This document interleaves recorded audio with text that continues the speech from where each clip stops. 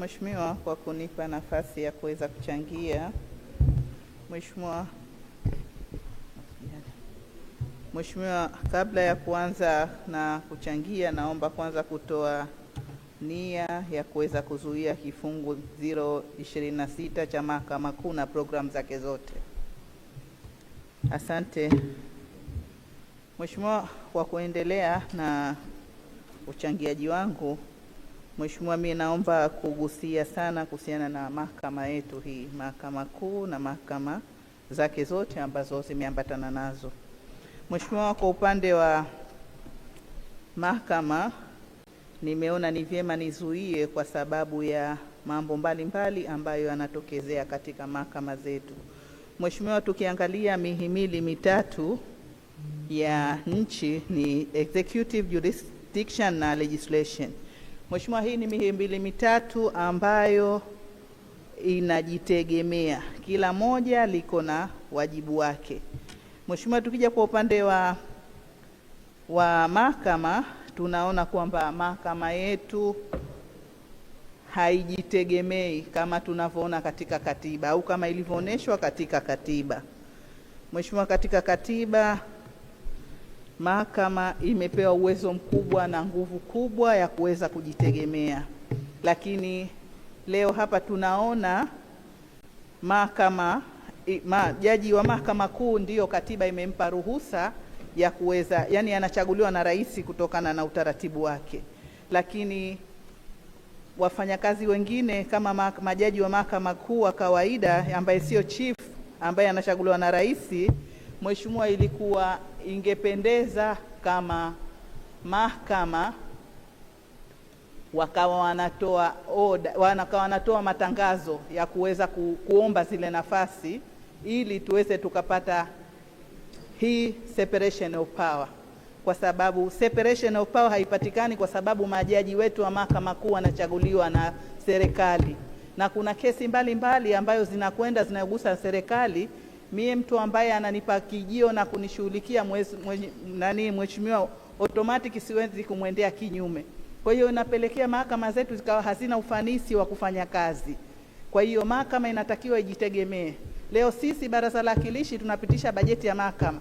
Mheshimiwa, kwa ninavyojua mahakama ina tume ya utumishi yake, ina tume yake ya maadili, ina mambo mbalimbali. Kwa nini tusiachie mahakama ikajitegemea, ikakusanya pato lake wenyewe na baadaye ikajiendesha kwa kujitegemea, ikawa iko huru? Lakini hichi tunachokifanya, tunasababisha mahakimu wetu na majaji wetu wanafanya kazi kwa kupokea vimemo. Mheshimiwa, ikienda kesi yote inahusiana na serikali au kiongozi yote mkubwa, kwa kweli hakuna haki inayopatikana. Na mfano wa hayo Mheshimiwa, tunaona kama katika kesi za uchaguzi, ACT Wazalendo imepeleka kesi za uchaguzi, lakini jambo la kusikitisha, mahakama ya Zanzibar imesema kwamba haina uwezo wa kusikiliza. Na ukiangalia katiba ya Zanzibar Mheshimiwa, kifungu 99 na kifungu 100 imeipa Mahakama Kuu uwezo wa kusikiliza kesi yoyote ambayo itakwenda mbele yake kwa ajili ya maamuzi, lakini matokeo yake imefanya tofauti. Hata ukiangalia Judicature Act Mheshimiwa namba 8 sura ya 8 ya mwaka 2018, pia mahakama imepewa mamlaka ya kusikiliza na kutolea maamuzi, lakini leo inakwenda inasema kwamba haina uwezo. Kwa hiyo sioni sababu ya kufitisha fungu katika mahakama hii ambayo yenyewe haijitambui au haijui kama ina uwezo wala haina uwezo. Pia Mheshimiwa, ukiangalia katika hiyo mahakama tunaona kwamba ina mambo mengine yalokuwa si mazuri Mheshimiwa. Kwa mfano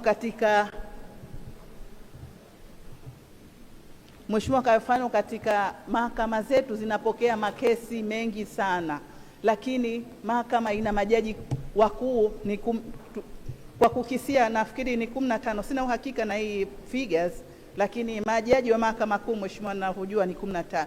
Angalia tofauti ya kesi ambazo zimesajiliwa 12,000 na majaji wale pale idadi yake, nadhani kila jaji tutampa kesi labda 500.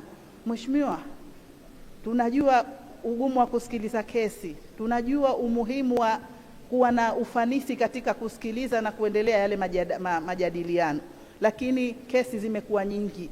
Kwa hiyo nazuia hili fungu kwa sababu nataka nijue lini mahakama itaongezwa majaji ili waweze kuenda na ufanisi na kusikiliza zile kesi, isipelekee kesi kuwa na mrundikano wa makesi, kesi kuwa haziko katika utaratibu maalum. Mheshimiwa, ukienda ukifungua kesi unaweza ukafika muda mrefu hujaitwa kwa ajili ya kwenda kusikiliza kesi yako. Yote ni kwa sababu ya ukosefu wa majaji wa kutosha. Mheshimiwa, ufanisi unakosekana. Mahakama hizo jaji anasikiliza kesi, huyo ambaye atabahatika kupatikana anasikiliza kesi, lakini yani kwenye chemba tu, lakini jaji huyo hapati muda wa kufanya research. Jaji kuna mambo mengi mbalimbali kuhusiana na kesi ile anatakiwa atoke, lakini mahakama haimpi uwezo ule. Matokeo yake ukija kuiangalia kesi ikienda mahakama ya rufaa, kwa kweli inakuwa ni aibu. Mambo yanakuwa hayako katika utaratibu mzuri. Kwa hiyo ningependelea kwamba mahakama zetu ni muhimu kwa ajili ya wananchi, wanazitegemea kwa ajili ya kupata haki, lakini matokeo yake mwananchi aliyekuwa hana uwezo, mwananchi aliyekuwa hana mtu serikalini au si mtu ambaye ana nyadhifa yoyote, Mheshimiwa, ukienda kwenye mahakama zetu hazipati haki. Rushwa na mambo ya vimemo yamekuwa mengi katika mahakama zetu. Kwa hiyo napenda kuzuia ili nipate maelezo ya kutosha kuhusiana na jambo hilo. Pia Mheshimiwa, kuna kitu kingine ambacho kinanikera Mheshimiwa, Mahakama Kuu Pemba hakuna. Mahakama ikitokea kesi imetokea Pemba, watoke majaji huku wapeleke. Mheshimiwa, tumeona fungu la mahakama Pemba. Kwa nini tusitengeneze Mahakama Kuu ikawa majaji wa kutosha wanawekwa kule kwa ajili ya kusikiliza mashauri pia? Mheshimiwa, pia katika ufanisi wa kesi, kama hapa barazani tuna hasadi ambazo zina rekodi na kila kitu, lakini tukienda katika mahakama zetu nyingi Mheshimiwa, hazina uwezo wa kurekodi. Karani anatakiwa atumie mkono kwa ajili ya kuchukua records. Kwa hiyo hilo pia nataka nilipewe maelezo ya kutosha na Mheshimiwa Waziri ataweka sawa lini kuhusiana na hizi mahakama zetu. Mheshimiwa, pia nataka kujua kesi gani ambazo mahakama imezitatua na zimekwenda vipi, na kesi ngapi ambazo zimeenda mahakama ya rufaa kwa ajili ya kusikilizwa rufaa, kwa sababu tunaona kesi zinachukua muda Mheshimiwa, na zikisha kuchukua muda, mimi naijua kesi hapa sasa hivi ina miaka 13. Kesi tangu ilipoanza mahakama ya chini imeenda imetolewa rufaa, baada ya rufaa imerudi, yani imekuwa kama tunafanya, mimi nasema tunafanya research, unakwenda unarudi, unakwenda mpaka mtu ambaye ana haki anakufa, mpaka yule mwingine wa upande wa pili, yani wanakuja watoto, wanakuja vijukuu. Mheshimiwa, time ya kusikiliza kesi lazima iwe ipo madhubuti na iwekewe mikakati, kama kesi namba fulani itasikilizwa kwa muda fulani iwe imeshamaliza. Vile Mheshimiwa, kwa upande wa mahakama nilitaka kugusia suala zima la dhamana. Mheshimiwa, tuna makosa maalum ambayo kwa mujibu wa katiba ya Zanzibar imeweka dhamana. Kwa katika kifungu 12 cha katiba mbano 2, Mheshimiwa, inaonyesha ni makosa yapi yanatakiwa yao ya dhamana ambayo ni bailable offense na yapi ni non bailable offense. Lakini kinachonisikitisha, tunatengeneza sheria kipindi hiki ambacho kinakuja na makosa mengine mingi ambayo yanafanywa kama si makosa yaliokuwa na dhamana. Kwa mujibu wa utaratibu wa katiba ndio sheria mama. Kwa hiyo sheria yote ambayo inaenda kinyume na utaratibu wa katiba inakuwa ni null void, haikubaliki kabisa. Kama tukiangalia sheria yetu ya madawa ya kulevya na sheria nyingi ambazo zinatengenezwa bila kufuata taratibu. Vile Mheshimiwa, kitu ninachopenda pia kukizungumzia kuhusiana na mahakama Mheshimiwa, ni masuala mazima ya maslahi ya wafanyakazi. Mheshimiwa, tunamwangalia afisa sheria wa mahakama ambaye ana same status na jaji wa mahakama kuu kwa sababu ili iwe jaji katika mahakama kuu unatakiwa uwe na digirii ya sheria katika chuo chochote ambacho kinatambulika. Afisa sheria mheshimiwa na digirii, lakini ukimwangalia afisa sheria ambaye ana act kama karani katika mahakama, mshahara wake tukikisia mheshimiwa approximately pengine ni 1.5 milioni, lakini bosi wake ambaye anakaa naye anapokea kuanzia 7 milioni. Difference ni kubwa mheshimiwa. Wanafanya kazi sare, wanafanya kazi ngumu ya kuwashughulikia wahalifu wanaoua, wanafanya kazi ngumu ya kushughulikia watu wa madawa ya kulevya. Maisha yao yako kwenye state. Jaji ana uwezo, ana immune, analindwa, lakini huyu afisa sheria tunamfanya nini ambaye yuko pale kwa muda mrefu? Kwa hiyo naomba mheshimiwa hilo swala pia liangaliwe kwa macho makubwa. Mheshimiwa, pia nataka nizungumzie kuhusiana na ukiritimba wa kukaa mashauri muda mrefu.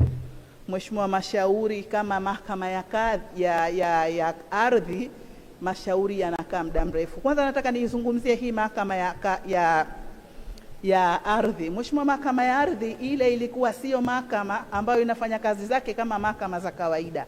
Mahakama ya kadhi ya ardhi ipo pale kwa ajili ya kushughulikia masuala yote ya ardhi yanayohusu yaliyokusha kufanywa land adjudication, kushafanywa adjudication. Lakini leo matokeo yake mahakama ya ardhi inasikiliza kesi za kawaida za mgogoro wa ardhi wa kila siku. Matokeo yake yani inachukua muda mrefu mpaka kwa kweli nasikitisha. Kwa hiyo mheshimiwa, tujue kama kwanza lengo la mahakama hii ya ardhi ni kusuluhisha, ndo lengo kubwa. Kuna mgogoro baina, isiende katika utaratibu wa kimahakama kama wa kawaida ambao utakuwa na enforcement na mambo mengine. Hemu tuangalieni lengo tuliloliundia ile mahakama, turudisheni ili kwa ajili ya kuweza kupata wananchi waweza kufaidika. Sio tumeweka mahakama katika utaratibu ule, matokeo yake tunapata shida na wananchi wetu wanahangaika. Kwa hiyo hilo pia nataka niliombe mheshimiwa waziri alifanyie kazi ili tuweze kuondokana na hayo mazonge na matatizo ya kila siku. Mheshimiwa, pia katika mahakama zetu tunaona ni rushwa imekuwa kubwa. Mheshimiwa, mbali ya vimemo ambavyo vinapelekwa na viongozi wa nchi, lakini pia kuna rushwa. Rushwa imesimama katika kila kipembe. Ukitaka ile proceeding wewe lazima utoe pesa. Ukitaka kwenda, yani kila unachofanya wewe, ukipanda ngazi ya mahakama wewe unaambiwa lete tukupe, lakini yote yanasababishwa na maslahi madogo ya wafanyakazi. Tuwekeni mahakama ni kitu ambacho tunakitegemea. Mahakama ni muhimili mkubwa wa serikali ambao kwa kweli ni muhimu kwa maslahi ya wananchi na haki zao. Ni chombo ambacho kinatoa haki. Kwa hiyo kama hatuja kukiangalia kwa moyo mkubwa na kukiangalia kwa moyo wa huruma na kuangalia kwamba nani anateseka pale ni mwananchi mnyonge, basi tutapata shida na tutakuwa kila siku hatufiki tulikokuwa tunategemea kufika. Halafu pia mheshimiwa, hichi kitu chengine ambacho kinanisikitisha ni kuhusiana na masuala mazima ya mawakili. Mheshimiwa, katika mahakama zetu nashukuru sasa hivi kuna mahakama nyingi zimejengwa, lakini kwa kweli mawakili tumekuwa kama wapiga kelele, manake vile hatuonekani kama sisi tupo kwa ajili ya, na katiba inatutaka sisi tu ni wasaidizi wa majaji. Yani sisi ndio tuwaoneshe kuna 1 2 3 hili nitakiwa hivi, ndo kazi ya kuwasaidia mahakimu, lakini tunaonekana sisi mawakili ndo nuksi manake. Kwa hiyo naomba wajulikane kama wakili ni maafisa sheria na kazi yao ni kusaidia jaji katika ufanisi wa kazi zake. Lakini leo ukienda mahakamani ukikuta vyumba ambavyo tumewekewa mawakili kwa ajili ya kusimamia, kwa kweli havina madeksi, utakuta havina yani havina ufanisi wa kuasisi maafisa kabla ya kuingia katika kesi, na tutakuwa tukae pale kwa ajili ya kujitayarisha na kuingia katika kesi. Pia mheshimiwa, katika mahakama naomba kuizungumzia mahakama ya kadhi. Mheshimiwa, mahakama ya kadhi lengo lake ni kutatua kesi za migogoro zinazohusiana na masuala mazima ya ndoa, talaka, mirathi, lakini baada ya kuwa zipo kwa ajili ya kutatua mheshimiwa zinaongeza. Leo ukienda mahakamani ukiwa kidogo kisura chako kimetulia, umeenda kudai talaka, mahakama ya kadhi haifanyi kazi ya kuweza kurekebisha angalau ikakaa pengine ikaweka kitako na upande wa pili kama ni mume kwa ajili ya kurekebisha, matokeo yake unakuta umeenda kupata mchumba mpya. Kwa hiyo wafanyakazi wa mahakama au makadhi, tukichagua makadhi tuhakikishe tunachagua watu waliokuwa na code of conduct. Mheshimiwa, nashukuru sana, muda wako umemalizika. Ndio hiyo shangwe unaisikia, nadhani na asante mheshimiwa.